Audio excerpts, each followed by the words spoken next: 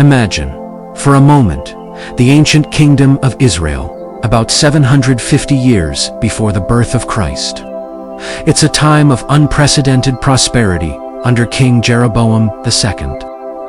The economy is booming, borders are secure, and magnificent buildings are rising in the capital city, Samaria. From the outside, it looks like a golden age, but beneath this shimmering surface, a deep rot has set in.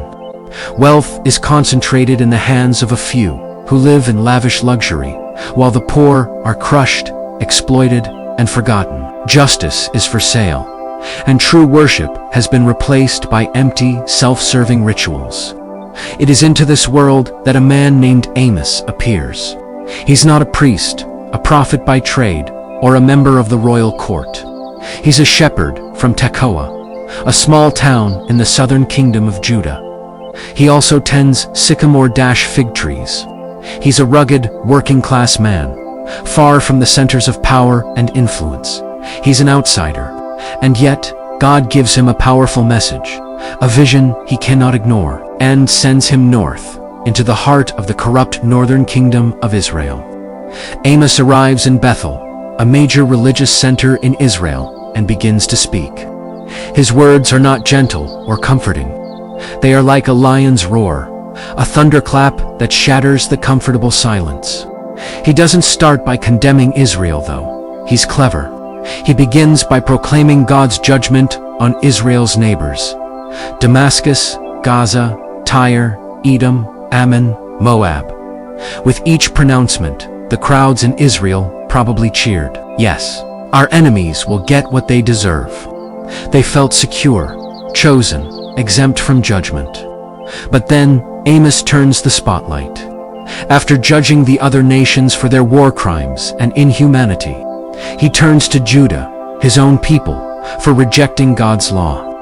And finally, with breathtaking force, he unleashes his core message directly at Israel and their sin. It's not what you might expect.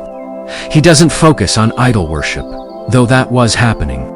He focuses on their social injustice. He roars, "They sell the righteous for silver, and the needy for a pair of sandals." He paints a vivid picture of the wealthy lounging on ivory beds, feasting on the finest lambs, anointing themselves with expensive oils, all while ignoring the suffering of their brothers and sisters. They trample the heads of the poor into the dust and deny justice to the oppressed. They are so consumed by greed that they can't wait for the religious festivals to be over so they can get back to cheating people, using dishonest scales and selling the sweepings of the wheat. Their religion, it's a sham. They diligently go to their religious centers at Bethel and Gilgal. They bring their sacrifices, pay their tithes, and make a big show of their piety. But God sees right through it. In one of the most powerful passages in the entire Bible, God speaks through Amos, saying, I despise your religious festivals. Your assemblies are a stench to me. Even though you bring me burnt offerings and grain offerings, I will not accept them. But let justice roll on like a river, righteousness like a never-failing stream. God is making it crystal clear. Your songs, your sacrifices, your religious activities mean nothing to me if you are not caring for the poor and practicing justice. True worship isn't just about what happens in a temple.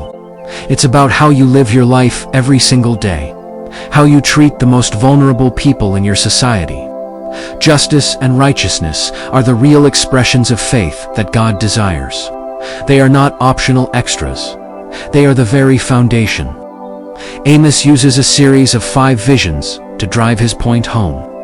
He sees a plague of locusts ready to devour the land, and a great fire consuming everything. In both cases, Amos intercedes. He cries out, "Sovereign Lord, forgive. How can Jacob survive? He is so small, and God relents."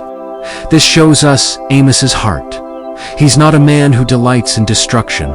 He loves his people and pleads for them. But the third vision is different. God shows Amos a plumb line, a tool builders use to see if a wall is perfectly straight. God is holding this plumb line up against Israel, and the wall is crooked, hopelessly out of line. It's a structure on the verge of collapse. This time, there's no turning back. Judgment is set. The high places of Isaac will be destroyed, and the sanctuaries of Israel will be laid waste. This message, as you can imagine, does not go over well. Amaziah, the priest of Bethel, a religious official in the king's court, is furious. He sees Amos as a threat to his position and to the stability of the kingdom. He sends a message to King Jeroboam, accusing Amos of conspiracy. He then confronts Amos directly, telling him, "Get out, you seer. Go back to the land of Judah, earn your bread there, and do your prophesying there. Don't prophesy anymore at Bethel, because this is the king's sanctuary and the temple of the kingdom." Amaziah essentially tells him, "Go home, you're not welcome here. This is our official, state-sanctioned religion.